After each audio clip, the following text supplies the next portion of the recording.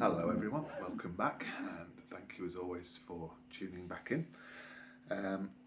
Just to clear up a couple of outstanding action points from the minutes of the previous video. Firstly, an apology for a cock-up by me. About 15 minutes into it, I mentioned about the pattern of some repeating frets, and I said that they were available on all 5 strings, which of course should have said 4 strings because I'm playing a 4-string instrument. And we also have solved the mystery of the evolution of the Western chromatic scale, to give it its proper title. And my good friend Gary, who was a former music teacher many years ago, so he really should know things like this anyway, informs me that it was a Benedictine monk called Guido d'Arezzo. I did try to contact Guido for comment, but he was unavailable. So, last time out, we were starting to look at the frets, and by means of a piano keyboard, I was trying to show how the 1 fret per note per half tone on the piano keyboard equals 1 fret on the guitar. So just to recap that section, because we were tripping up the E string, and then when I got to fret 5 we kind of diversified and we went off, just showing you how the thing repeats, going up the A string. So just to recap on the whole of the E thing first of all, so that we're clear on that. Have your copy of your keyboard with you, so that you've got that to refer to. Make sure you're in tune, of course, which we should do every time. So there's my open E, and then frets 1 to 5 we played F, F sharp, G, G sharp, and 5th fret A. And at that point we moved off onto the 2nd open string, the A, just to show how it copies. But if we carried on up the E string, referring to our musical keyboard, 5th fret there we've got A, so the 6th one is A sharp, B, C,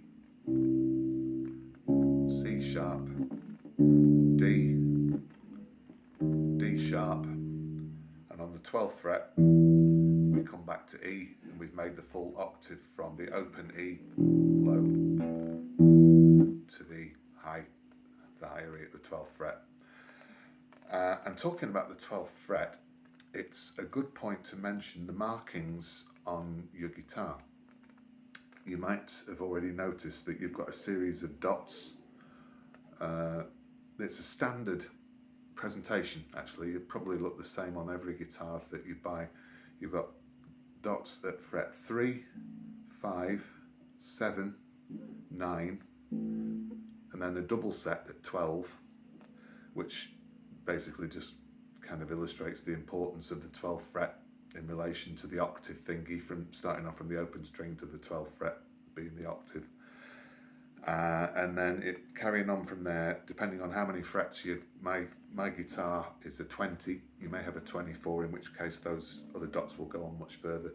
But I've got dots at 15, 17 and 19 as well. And then when you're looking down on your guitar from above those same dots, there's also one put into the top neck, just so that you can tell from, if you're looking straight down on it, you don't have to kind of peer over the front of the thing to know where you're playing, which is quite handy. So just to diversify again for a second, the 12th fret and the number 12, in the same way as the Murder on the Orient Express, 12 is a very interesting number here, because it gets us from 0 to 12, gets us from an octave,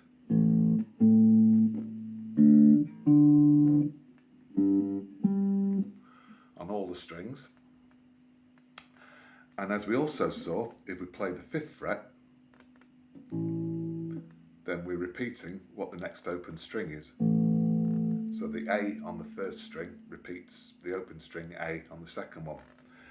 Now, simple maths, take 5 off of 12, you end up with 7. And that means that the 7th fret on the next string is the same as the 12th fret on the previous string. So there's my E, and I go to fret 7 on the second string, and I'm playing an E there as well. So the 5 and 7 thing is also a good little code pattern to keep in mind, just to help you find your way around. A few things that repeat and just help you get familiar with stuff. And another good one is that instead of the 5 and 7, just count 12.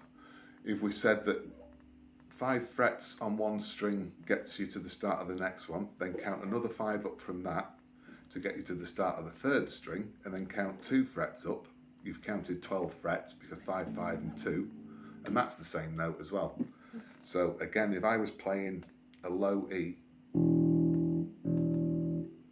then I went through 5 there, 2 frets up on the third string, the D string,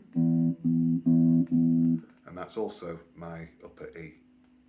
So those, to be honest, these patterns, there's lots of them, and I don't want to labour a point because there's lots of ways to come at it. It was just to show you a couple of mathematical things that creep in and make it easier to help you find out where things are on the board.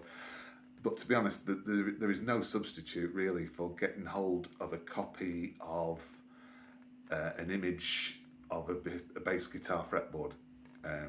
In the same way that you printed off possibly a copy of the piano keyboard, print off a copy of the bass guitar fretboard as well, and that has where every note is, and you can just start to learn it from that. And that was, I don't really want to waffle on too long tonight because really it just needs time with you to just sort of work through everything yourself and find out where everything is. So I'm going to leave you tonight with just an example of how you can play the same thing on 2 completely different sets of frets. A tune that hopefully we all know, Where the Streets Have No Name by U2, and I'm in the verse here, and the verse is fairly, I'm shortening it all because it's a lot of notes repeating the same, and I'm just playing a shortened version of it for speed. But basically all Adam Clayton does when he's playing that is he starts off on a D, goes to a G, back to D again, then B and A, and down to a low C. Now, I've just played that on one string, my A string, the second one. So that meant I went from fret 5 to fret 10, back to 5 again, up to number 14 for the B, down to 12 for the higher A, and then down to number 3 for the low C. So put all together, it's just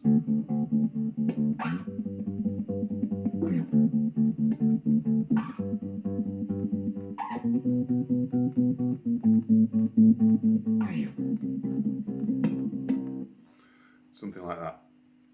And that was all on one string. Now, I'm going to play it again, but this time I'm not going to use the second string at all. So this is just a quick example of how you can use different strings to play exactly the same note, and it basically just boils down to a bit of personal preference really. I'm opening up the D first of all. I'm playing the open string of the D, so that's my third string. And whereas before I played fret 10 on second string, I'm now playing fret 5 on the third one because we're coming down 5 to get up the string. So that's a G, back to D again.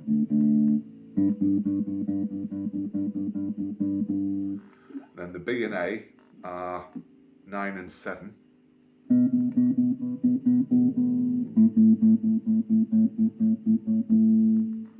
And then the final C, that low C, I'm going right down to my bottom string, the E string, and playing fret 8,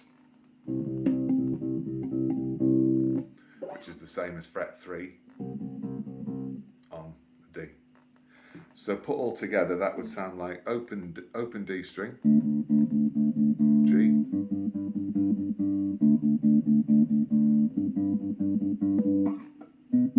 B,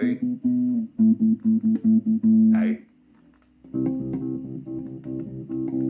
and down to the C. So that was just a quick example. I wanted to just throw that in just to show you how there are so many different ways of finding the notes that really it's impossible to, I could be here talking for days about it, and to be honest it would get boring because we would just be labouring a point. It really is just best for you to start finding your own way around the thing and finding which way you prefer to play things. A lot of it will depend on, if this can make sense, where you're going next. If you're playing up here, then do you want to go all the way down there to play your next note? You can come down here and maybe just transfer to a lower string and play higher up the neck, and you don't have to move your hand as much. Just things like that. And as the fretboard becomes more familiar to you, then so will those things become more apparent, and you'll start to factor them in. Now, at this point, what I'm going to do next, in the next two videos actually, in the next one I'm going to talk about tablature very briefly, because that is a good way to start looking at how you could play a song. And then the one after that, I am actually going to play a song, because I have a song in mind that will be a real good one for everyone to tackle for their first ever tune, because it's not a stretching piece of music, but it does require rock solid timing, and you need to be able to learn to count. And that will follow on from covering the tablature. So I'm going to call this one a done deal at this point, folks, and I hope you'll join me next time, and we'll talk about tabs and how you can find them on the board, where to find them on the internet. So until that point, stay safe and see you soon, everyone. Bye.